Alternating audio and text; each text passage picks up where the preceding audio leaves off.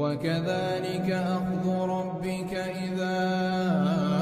أخذ القرى وهي ظالمة إن أخذه أليم شديد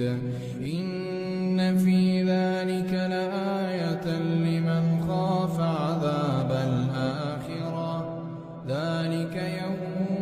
مجموع له الناس وذلك يوم مشهود